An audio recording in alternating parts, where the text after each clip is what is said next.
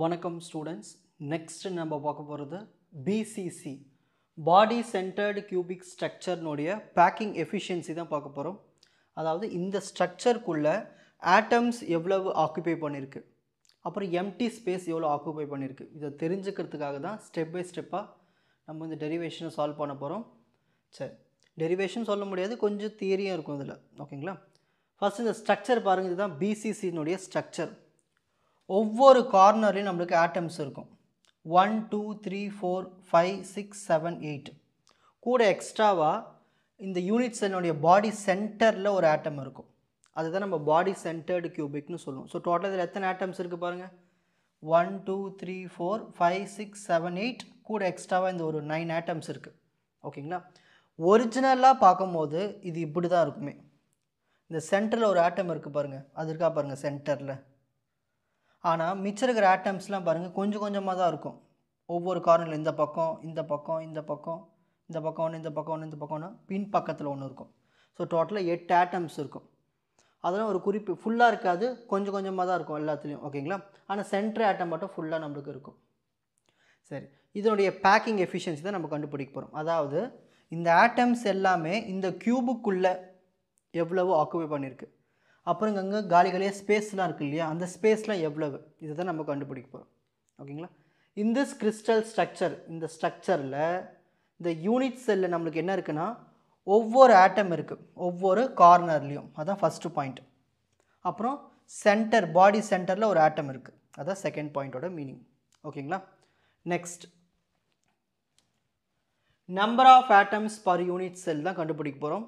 இதை கண்டுபிடிச்சா தான் நம்ம பேக்கிங் ஃபேக்டர் கண்டுபிடிக்க முடியும். சரி, each corner atom is shared by dash surrounding unit cell.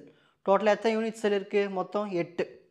So ஒவ்வொரு ஆட்டம் என்ன பண்ணணும், மிச்சம் இருக்கிற அந்த 8 ஆட்டம்ஸ் கூட ஷேர் பண்ணிக்கும். ஓகேங்களா? 8 சரௌண்டிங்ஸ் இன்க்ளூடிங் அந்த ஆட்டமும் எடுத்துக்கணும். இப்போது இந்த ஒரு ஆட்டம் எடுத்துக்கணும் வச்சுப்போமே, இந்த ஆட்டம் மற்ற இருக்கிற ஆட்டம்ஸ் கூடலாம் வந்து கனெக்ஷன்ஸை வச்சுக்கும். ஓகேங்களா? அது டோட்டலாக 8. Hence the share of 1 unit cell. அப்போ ஒரு செல்லுக்கு என்ன வரும்? டோட்டலாக 8 இருக்குது, அப்போ 1 தானே ஷேர் பண்ண போகுது. So 1/8 of the corner atoms. So டோட்டலாக எத்தனை கார்னர் ஆட்டம் இருக்குது? மொத்தம் 8 கார்னர் ஆட்டம் இருக்குது. இப்போ நம்ம என்ன பண்ண போகிறோன்னா contribution of all corner atoms, இதோடைய கான்ட்ரிபியூஷன் கண்டுபிடிக்க போகிறோம். எல்லா கார்னர் ஆட்டம்ஸும் எப்படி கனெக்ஷன் வச்சுக்குது. ஓகேங்களா? ஸோ டோட்டலாக 1/8, ஒன்றுக்கு பார்த்தோம்னா 1/8. டோட்டலாக எத்தனை கார்னர் ஆட்டம்ஸ்? 8. ஸோ கேன்சல் பண்ணுங்கள், 8 8 கேன்சல் ஆகிடுச்சுன்னா நம்மளுக்கு ஒரு ஆட்டம் மட்டும்தான் இந்த கான்ட்ரிபியூஷன் இருக்கும். ஆனால் சென்டரில் இருக்கிற ஒரு ஆட்டம் வந்து கான்ட்ரிபியூட் ஆகாது, அது தனியாக இருக்கும். ஓகேங்களா? அதை நம்ம தனியாக எடுத்துக்கணும். So there is 1 atom at the body centre of each unit cell. அப்போது நம்ம என்ன பண்ணலான்னா, இங்கே பாருங்கள், இப்போ டோட்டல் பண்ண போகிறோம். இந்த டயக்ராமில் பாருங்கள், இது எல்லாமே வந்து என்ன ஆகுதுன்னா ஒவ்வொன்றுத்துக்கும் கனெக்ஷன் வச்சுக்குது. ஸோ நம்மளுக்கு அதுக்கு ஆன்சர் வந்து 1ன்னு வந்தது. இங்கே சென்டரில் ஒரு ஆட்டம் இருக்குது, அதுவும் 1 வந்தது. ஸோ 1 + 1 2. ஸோ இதுதான் கான்ட்ரிபியூஷன். ஸோ நம்மளுக்கு இந்த இடத்துல என்ன ஆன்சர் வருது? 2ன்னு வருது. Total number of atoms in 1 unit cell. So 8 கார்னர்லேயும் ஒவ்வொரு ஆட்டமும் ஷேர் பண்ணுறது நம்மளுக்கு கிடைக்கிற ஆன்சர் 1. சென்டரில் ஒரு ஆட்டம் இருக்குது 1. ஸோ 1 + 1 2 ஆட்டம்ஸ் இருக்குது. ஓகேங்களா? So total number of atoms in 1 unit cell equal to 2 atoms. Next நம்ம பார்க்க போகிறது கோஆர்டினேஷன் நம்பர். அதாவது ஏதாவது ஒரு கார்னர் ஆட்டம் எடுத்துப்போம், அது மற்ற ஆட்டம்ஸ் கூடயும் லிங்க் வச்சுருக்கோம். அதாவது நியரஸ்ட் நெய்பர்னு சொல்லுவாங்க. நம்ம இங்கே எடுத்துக்க போகிறது பாடி சென்டரில் ஒரு ஆட்டம் இருக்குது இல்லையா, அது மற்ற செல்லு கூட மற்ற ஆட்டம்ஸ் கூட கனெக்ஷன் வச்சுக்கும். அதுதான் நம்ம கோஆர்டினேஷன் நம்பர்னு சொல்ல போகிறோம். Corner atoms to not touch each other. இங்கே பாருங்கள், இந்த டயக்ராமில் பார்த்தீங்கன்னா உங்களுக்கு இந்த பாயிண்ட் புரியும். இப்போது இது ஒரு கார்னர் ஆட்டம், இது ஒரு கார்னர் ஆட்டம், எங்கேயாவது டச் ஆகிருக்கா பாருங்கள்? ஆகாது. ஸோ எந்த ஒரு கார்னர் ஆட்டமும் டச் ஆகிருக்காது. ஆனால் இந்த சென்டரில் இருக்கிற ஆட்டம் இருக்குது இல்லையா, அது எல்லாமே இந்த கார்னர் ஆட்டம்ஸ் கூட டச் ஆகிருக்கும். ஸோ அதனால தான் நம்ம அதை கோஆர்டினேஷன் நம்பர்னு சொல்லுவோம், அதோட மதிப்பு. But all the 8 corner atom touch the body centre atom along the body diagonal. ஓகேங்களா? ஸோ எல்லாமே அது கூட கனெக்ட் ஆகிருக்கும். Thus for the body center atom X, இதுதான் நான் Xன்னு வச்சுக்க போகிறேன். இந்த சென்டர் ஆட்டம் தான் X. ஓகேங்களா? There are 8 nearest neighbors. இதை சுற்றி பாருங்கள் 1 2 3 4 5 6 7 8 ஸோ 8 நியரஸ்ட் நெய்பர் 8 கார்னர் ஆட்டம் இருக்குது. அப்போது இந்த ஸ்ட்ரக்சருக்கு என்ன coordination number 8. the coordination number of body centered cubic is 8. So coordination நம்பரும் கண்டுபிடிச்சாச்சு. அடுத்து முக்கியமான பார்ட் அட்டாமிக் ரேடியஸ். இப்போது இந்த டயக்ராம் எப்படி வரையணும்னா முதல்ல அதுக்கு உங்களுக்கு மீனிங் புரியணும். சரி, இந்த ஒரிஜினல் பிக்சரை பாருங்கள். இப்போ ஒரிஜினல் பிக்சர் பார்க்கணும், நான் சொல்கிறத மட்டும் பார்க்கணும். ஓகேங்களா? அதாவது இது இது இது. ஸோ இந்த டயக்னலில் வரதை மட்டும் எடுத்துக்க போகிறேன் நான். இந்த ஆட்டம் கொஞ்சமாக இருக்குது, இது மொத்தமாக உள்ளகிற சென்டர் ஆட்டம், அப்புறம் அந்த பக்கமாக இப்படி போகும்போது இப்படி தானே பார்ப்போம். ஓகேங்களா? ஸோ இந்த ஏதாவது ஒரு டயக்னல் எடுத்துக்கணும். ஒன்று இப்படி எடுத்துக்கலாம், இல்லை இப்படி எடுத்துக்கலாம், இல்லை இப்படி எடுத்துக்கலாம். ஏதாவது ஒரு டயக்னல் எடுத்து நம்ம சால்வ் பண்ண போகிறோம். ஸோ நான் இந்த ஆட்டம் இந்த ஆட்டம் இந்த ஆட்டம் எடுத்துக்க போகிறேன். இது 3 எடுத்து தான் நான் என்ன பண்ண போகிறேன்னா அட்டாமிக் ரேடியஸ் கண்டுபிடிக்க போகிறேன். இப்போ டயக்ராம் புரியுதா பாருங்கள். இங்கே ஒரு ஆட்டம் இருக்குது, அது கொஞ்சமாக தான் இருக்கும் இந்த இடத்துல. அதேமாரி மேலே ஒரு ஆட்டம் இருக்கும், அதுவும் கொஞ்சமாக தான் இருக்கும். சென்டரில் மட்டும் ஃபுல்லாக இருக்கும் ஆட்டம். ஸோ இந்த ஆட்டம்னுடைய ரேடியஸ் ஸ்மால் ஆர், இந்த ஆட்டம்னுடைய ரேடியஸ் ஸ்மால் ஆர். ஆனால் சென்டரில் பெரிய ஆட்டம் ஃபுல்லாகவே இருக்குல்லையே, அப்போ அதுக்கு 2 ஆர் இருக்கும். அப்போது ஆர் ப்ளஸ் ஆர் 2R. ஓகேங்களா? இப்போ டயக்னலில் டிஸ்டன்ஸ் பார்க்க போகிறேன். ஏலேருந்து ஜி வரைக்கும் டிஸ்டன்ஸ் பாருங்கள். இது 6, இது டோட்டலாக 2R, இது ஒரு 6. இப்போ டோட்டலாக எத்தனை ஆர் வரும்? 4R வரும். இது எல்லாத்தையும் ஆட் பண்ணோம்னா. ஓகேங்களா? ஸோ இதுதான் டயக்ராம். அதேமாதிரி இந்த யூனிட் செல்லுக்கு அதோட சைடு வேல்யூ ஏ, இது ஏ டிஸ்டன்ஸ், இதுவும் ஏ டிஸ்டன்ஸ், இதுவும் ஏ டிஸ்டன்ஸ். ஸோ எல்லாமே ஏ க்யூப்னு சொல்லுவோம் இல்லையா, அதுதான் இது. எல்லாமே சேமாக இருக்கும் வேல்யூஸ். இப்போ நம்ம என்ன பண்ண போகிறோம்னா டெரிவேஷனுக்குள்ளே போயிடலாம். the side of the unit cell. So unit செல்லோட சைடில் என்ன இருக்குது பாருங்கள், இதுதான் சைடு ஏபி. சைடு என்ன இருக்குது? ஏ. பிசி சைடு என்ன இருக்குது? ஏ. சிஜிக்கும் சைடு ஏ. ஸோ ஒரு யூனிட் செல்லுடைய சைடு வேல்யூ என்ன இருக்குது? A. Consider the atoms at AG and at the centre of the unit cell O. கவனிங்க, இதுதான் ஓ, இது ஒரு ஆட்டம், அப்புறம் இங்கே ஒரு ஆட்டம் இருக்குது ஏஜி. இதை நம்ம கன்சிடர் பண்ணிக்கணும். Corner atoms A and G are nearest neighbouring atoms to the body centre atom O. இதான பாடி சென்டர் ஆட்டம் ஓ. இதுக்கு யார் நியரஸ்ட் நெய்பர்? ஜியும் ஏவும். அதான் அந்த லைனோட meaning. These atoms lie in a straight line along the body diagonal AG of the cube. இங்கே பாருங்கள், இதுதான் cube. இந்த கியூபில் ஏஜி லைனில் தானே இந்த 3 ஆட்டம்ஸும் இருக்குது. ஃபஸ்ட் ஆட்டம், சென்டர் ஆட்டம், தேர்ட் ஆட்டம். ஓகேங்களா? இதுமாதிரி 3 ஆட்டம்ஸ் இருக்குங்களா ஆர்டர் லைனாக, அதுதான் அந்த பாயிண்டில் சொல்கிறாங்க. இப்போ நம்ம என்ன பண்ண போகிறோம்னா இதோட டிஸ்டன்ஸை கண்டுபிடிக்க போகிறோம். எதனுடைய டிஸ்டன்ஸு? ஏஜினுடைய டிஸ்டன்ஸ். ஸோ ஏஜினுடைய டிஸ்டன்ஸ் ஏஜி ஈக்குவல் டு என்ன இருக்குது? டிஸ்டன்ஸு ஃபஸ்ட் ஆட்டம்க்கு ரேடியஸ் வந்து 6, ரெண்டாவது ஆட்டம்க்கு ரேடியஸ்க்கு 2R, மூணாவது ஆட்டம்க்கு ரேடியஸ் வந்து R. therefore AG equal to R plus 2R plus R 4R. இப்போ நான் என்ன பண்ண போகிறேன்னா ஸ்கொயரிங் ஆன் போத் சைட்ஸ், ரெண்டு பக்கமும் ஸ்கொயர் பண்ண போகிறேன். Squaring on both sides AG square equal to 4R whole square. எப்பவுமே இந்த ஹோல் ஸ்கொயர் போட்டு எழுதுங்க. நீங்கள் என்ன பண்ணுவீங்கன்னா ஆருக்கு மட்டும் ஸ்கொயர் போட்டுருங்க, அந்த தப்பு பண்ணக்கூடாது. ஓகேங்களா? இதை ஃபஸ்ட் ஈக்குவேஷன் வச்சுக்கலாம். இப்போ அடுத்து நான் என்ன பண்ண போகிறேன்னா ஒரு ட்ரையாங்கிளை கன்சிடர் பண்ண போகிறேன். இப்போ பாருங்கள், இங்கே ஒரு ட்ரையாங்கிள் இருக்குது பாருங்கள், ஏசிபி, அதாவது ட்ரையாங்கிள் ஏபிசி. இந்த ட்ரையாங்கிள் எடுத்துக்க போகிறேன். இந்த ட்ரையாங்கிள் பாருங்கள், இது ஒரு right angle triangle. So hypotenuse square, அதாவது AC square equal to AB square plus BC square. ஓகேங்களா? இதை தான் நான் எடுத்துக்க போகிறேன். AC square equal to AB square plus BC square.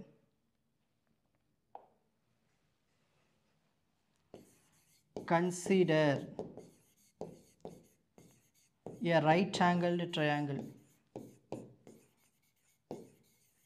Consider a right-angled triangle.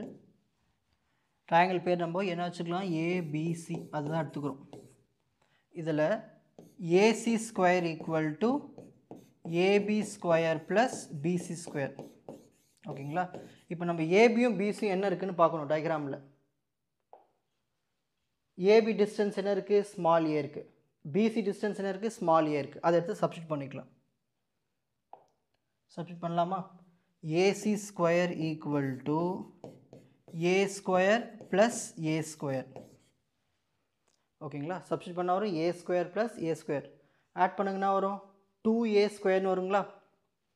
So இங்கே எழுதிப்போம் AC square equal to A square plus A square 2a square. இங்கே ஏபிக்கு வந்து டிஸ்டன்ஸ் ஏ இருக்குது, இங்கே ஸ்கொயர் தான் இங்கே ஸ்கொயர் போட்டேன். So A square plus A square 2a square. So இதுதான் ஏசி ஸ்கொயர்னுடைய வேல்யூ. இது செகண்ட் ஈக்குவேஷனை வச்சுக்கலாம். ஓகேங்களா? இப்போ அடுத்து நான் என்ன பண்ண போகிறேன்னா இன்னொரு ட்ரையாங்கிள் கன்சிடர் பண்ண போகிறேன். இன்னொரு ட்ரையாங்கிள் பாருங்கள் டயக்ராமில். இந்த ட்ரையாங்கிள் AGCA,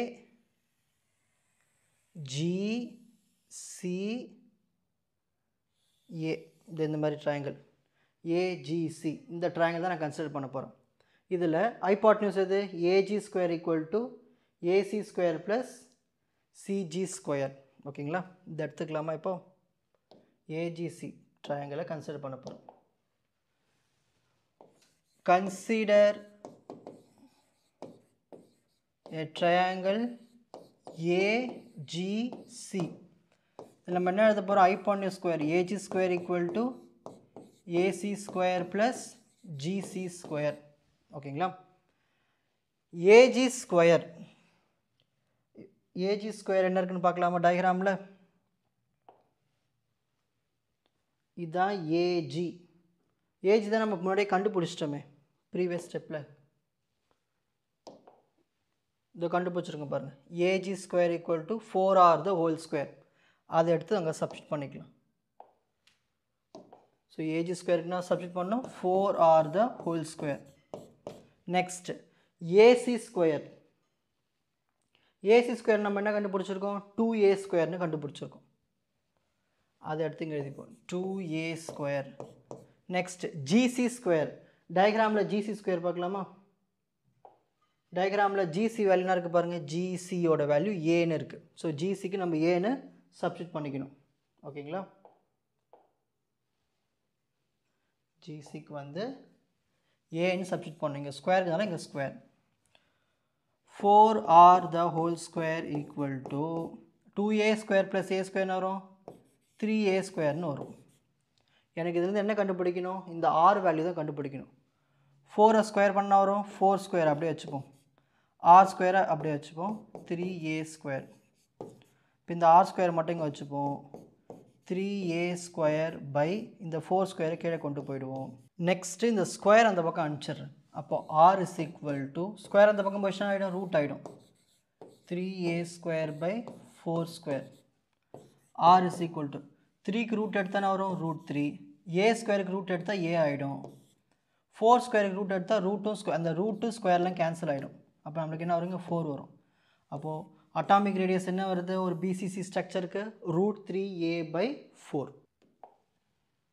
நெக்ஸ்ட்டு நம்ம பார்க்க போகிறது packing factor.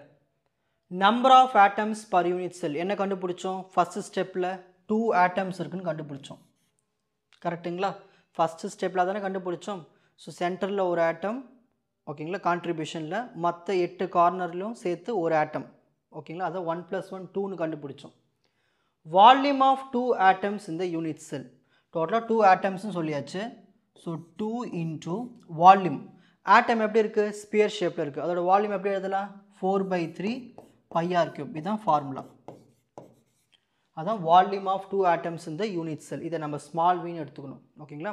Next atomic radius. Atomic radius என்ன கண்டுபிடிச்சோம் ப்ரீவியஸ் ஸ்டெப்பில்? ரூட் 3a/4ன்னு கண்டுபிடிச்சோம். ஓகேங்களா? Next volume of the unit cell. ஒரு யூனிட் செல் எப்படி இருக்குது? கியூப் ஸ்ட்ரக்சரில் இருக்குது. ஸோ வால்யூம் ஆஃப் கியூப் என்ன ஃபார்முலா? a³ ஸோ அந்த இடத்துல கேபிட்டல் விக்கு a³ எழுதிப்போம்.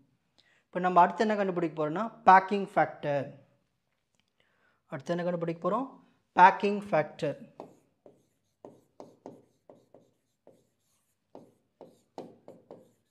Packing factor equal to small v by capital V. small v என்னது volume of 2 atoms in the unit cell எவ்வளவு இருக்கு 2 into 4 pi by 3 4 pi r cube by 3 ஓகேங்களா 2 into 4 by 3 pi r cube இதுதான் value by capital V எவ்வளவு இருக்கு volume of cube அத unit cell a cube அதை எடுத்து சப்ஸ்டிட் பண்ணிக்கலாம் a cube இப்போ அடுத்து உடனே நம்ம என்ன பண்ணோம்னா 2 into 4 by 3 into pi into r r என்னது அட்டாமிக் ரேடியஸ் நம்ம என்ன கண்டுபிடிச்சோம் √3a by 4 னு கண்டுபிடிச்சோம் இங்க கியூப் இருக்கனால இங்க பவர்ல கியூப் போட்டுங்க by a cube ஓகேங்களா இப்போ இத நம்ம ஸ்ப்ளிட் பண்ணி எழுத போறோம் 2 into 4 by 3 into pi into √3 ஐ கியூப் பண்றோம் அப்பனா வரும் √3 into √3 into √3 a வை கியூப் பண்ணோம்னா வரும் a கியூப் னு வரும் கரெக்ட்டுங்களா நெக்ஸ்ட் கீழ 4 இருக்கு 4 ஐ கியூப் பண்ணா வரும் 4 கியூப் னு வரும் சோ அத 4 into 4 into 4 னு எழுதிப்போம் டினாமினேட்டர்ல என்ன இருக்கு whole divided by a cube இருக்கு ஓகேங்களா நெக்ஸ்ட் நான் என்ன பண்ண போறேன்னா இப்போ கேன்சல் பண்ண போறேன் இங்க பாருங்க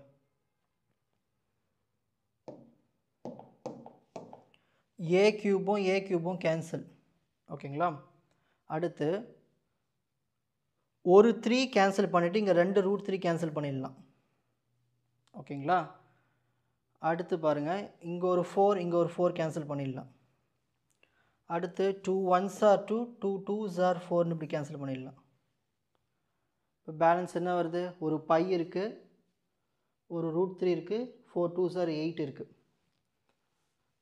so pi √3 by 8 pi √3 by 8 pi √3 by 8 pi நோட value 3.14 into √3 by 8 இத கால்குலேட்டர்ல சால்வ் பண்ணிட்டோம்னா நமக்கு பேக்கிங் ஃபேக்டர் கிடைச்சிரும்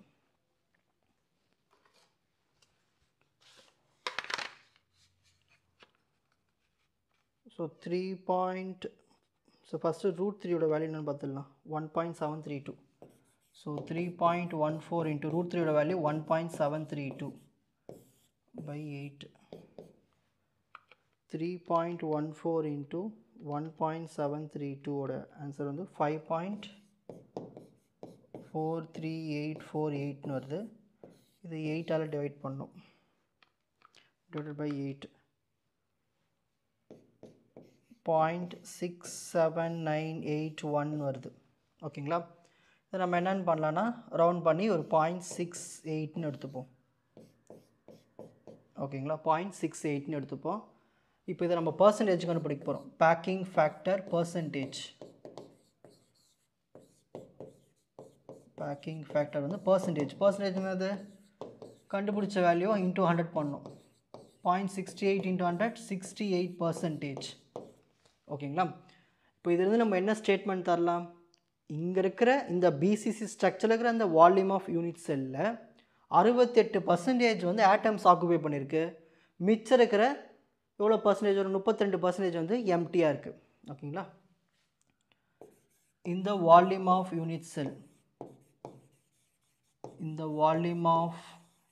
unit cell in BCC 68% occupied by atoms so atoms வந்து 68% அந்த ஆக்குபை பண்ணிருக்கு அந்த ஸ்பேஸ் பேலன்ஸ் empty ஸ்பேஸ் எவ்வளவு இருக்கும் 32% occupied by empty space அவ்வளவுதான் பேக்கிங் ஃபேக்டர் கண்டுபிடிச்சாச்சு ரொம்ப சிம்பிள் தானே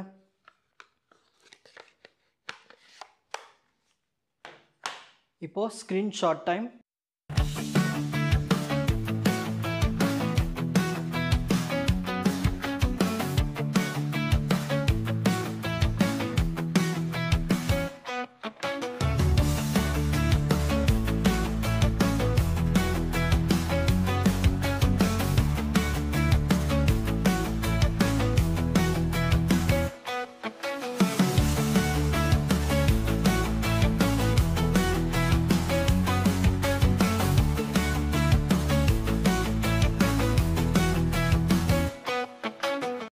உங்களுக்கு இந்த கண்டென்ட் ஈஸியாக புரிஞ்சிருக்கும்னு நினைக்கிறேன். வாட்ச் அதர் எபிசோட்ஸ் இன் த appropriate playlist. Fauji silver academy strength success clarity.